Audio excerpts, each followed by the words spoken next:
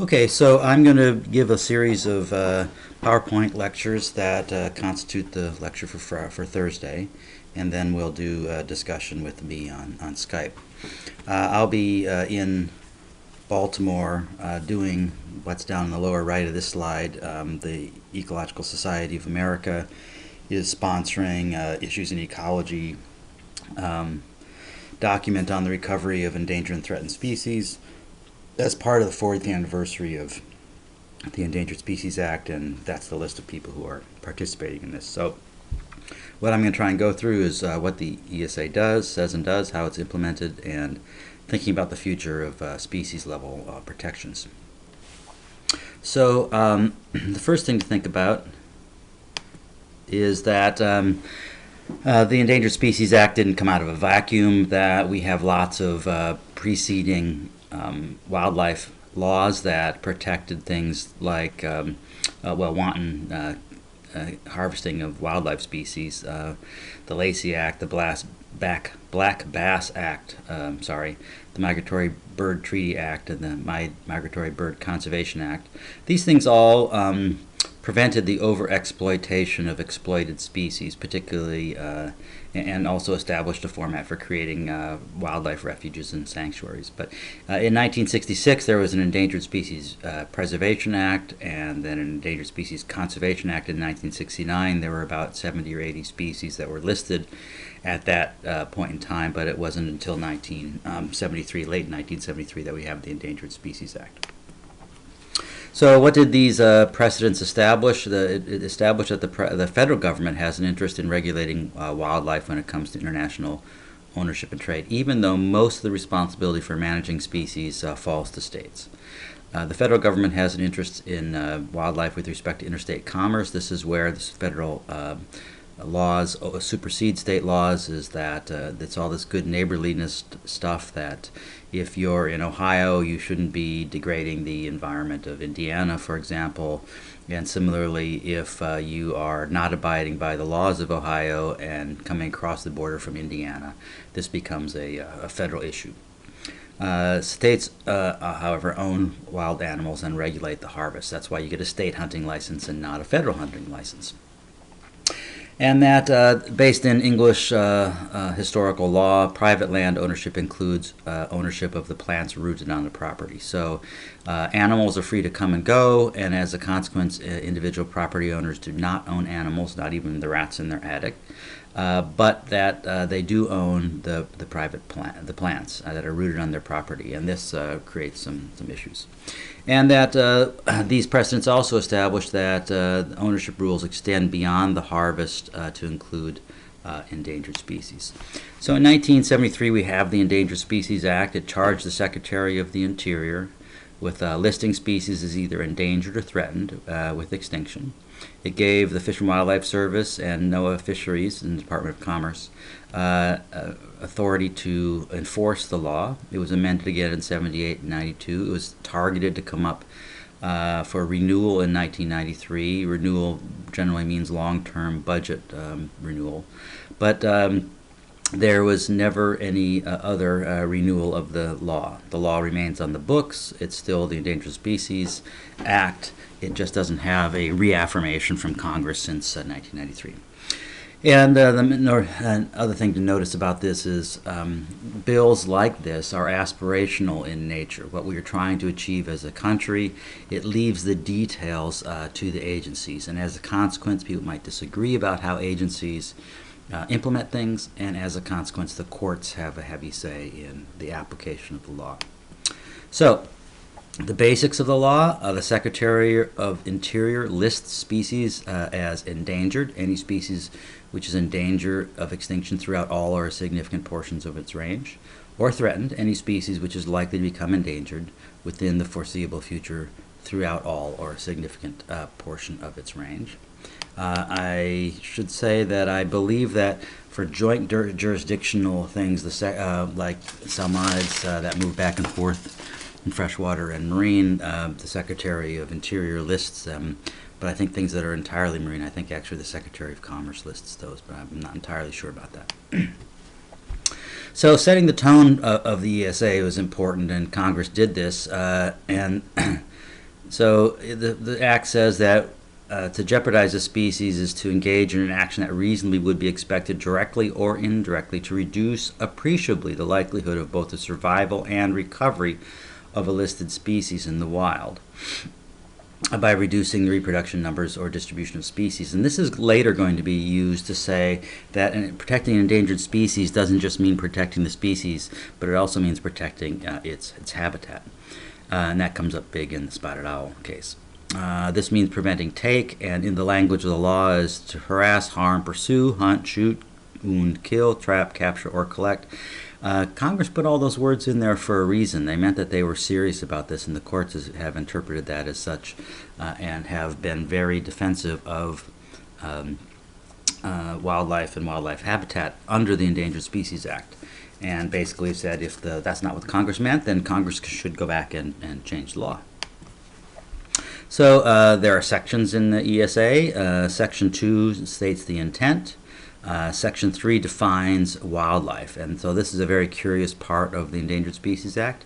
It includes only full species of invertebrates, not subspecies, full and subspecies of plants and vertebrates, and can include distinct population segments of just the vertebrates, fish, mammals, or birds. Also the amphibians and reptiles.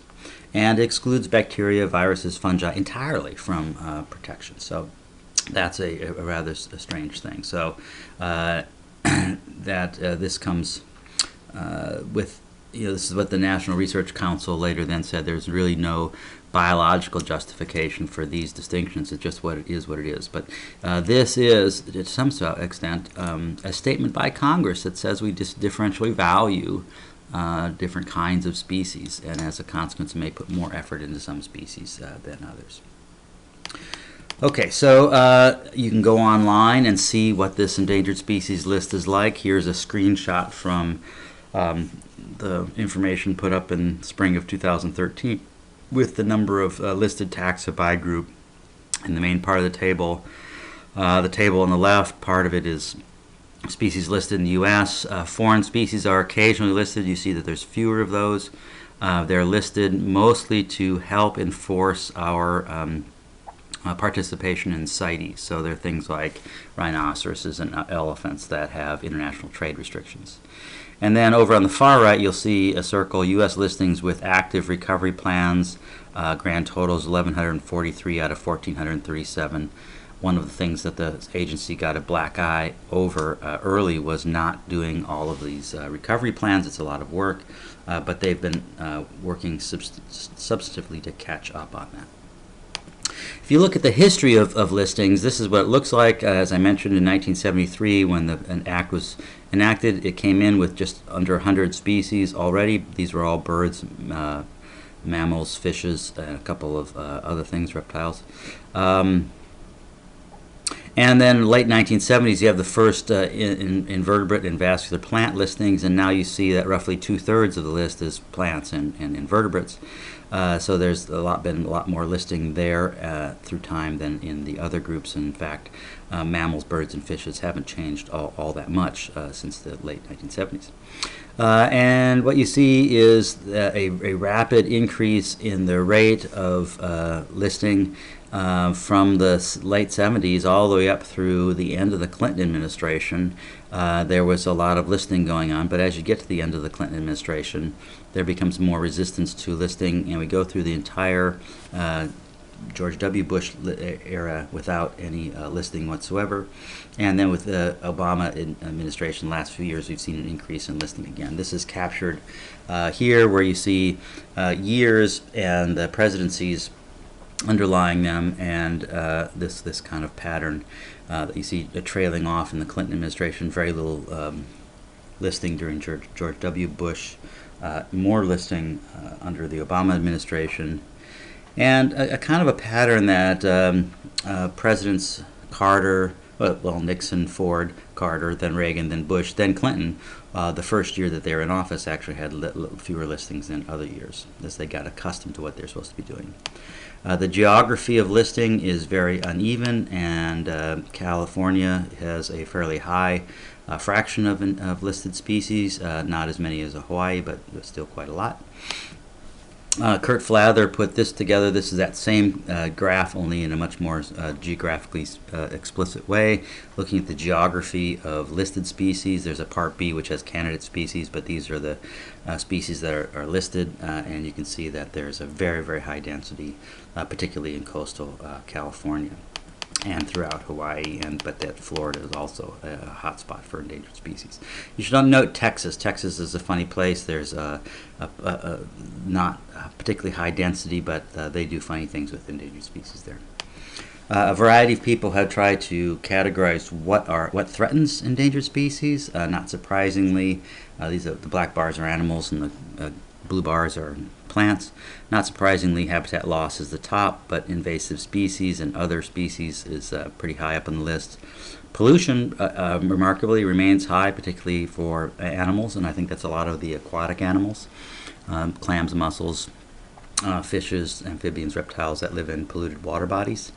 Overharvest, less than climate change off on the right, and we might expect that bar to get bigger through time. Okay, back to some specifics of the ESA. Section 4 sets the process that agencies or the public can begin an action to list a petition to list the species, and the determining agency has to decide within 90 days. In reality, the Center for Biological Diversity has been doing most of the petitioning over the last several years. The Secretary of Interior must approve an action once it's listed that critical habitat has to be defined and that it requires a recovery plan. And both those things have been problematic at various points in the recent history. So proposing a species, it becomes a candidate and then initiates an agency review. It can initiate an emergency designation, but the agency is supposed to decide within 90 days. And 90 days, as you can imagine, is not nearly enough time to evaluate a species that you don't already have a lot of information about. So there has been a problem with species going on the candidate list and remaining on the candidate list for a long time, but the courts have forced the agencies to move a little faster on that recently. Then the agency can do a few different things. It can list them, it can decline to list them, or it can say that it's warranted but precluded, meaning that it may be sufficiently threatened to be endangered but be a low enough priority that they precluded it from listing. And it's something that different administrations have used with different amounts of frequency. The Fish and Wildlife Service recognizes 5 reasons for listing a species. This is an important list because it's the same 5 things that must be met in order to delist a species. So the present or threatened destruction, modification or curtailment of species habitat or range, overutilization, disease or predation, other natural man-made factors affecting its continued existence, including pollution, or the inadequacy of existing regulations. And so what this means effectively is that even if a species is totally recovered, but it doesn't have other existing regulatory mechanisms to prevent the things that put it on the list, to put it back on the list, that is sufficient cause for the agency not to delist the species. So we don't have a great track record with recovering species, but the fact that we have this provision in there as well makes it even less likely that we delist species. Critical habitat, you can see roughly a little bit more than a third of taxa as of 2013 have critical habitat. Simple rationale: if we want to protect species, then we should be able to determine what habitat is required in order to protect the species. But the alternative is that this puts Fish and Wildlife Service in a can't-win situation. That defining critical habitat invites criticism for being too restrictive, but it also invites criticism as giving way too much. And in the end, critical habitat isn't actually enforced by law. You can still destroy habitat within critical habitat. It's just forcing the agencies to say what portions of the range are important. And so they don't like doing it, but the courts, Center for Biological Diversity thinks it's very important, and the courts have agreed and enforced that. Okay, I'm going to stop this one now, and we'll move on from here in segment number 2.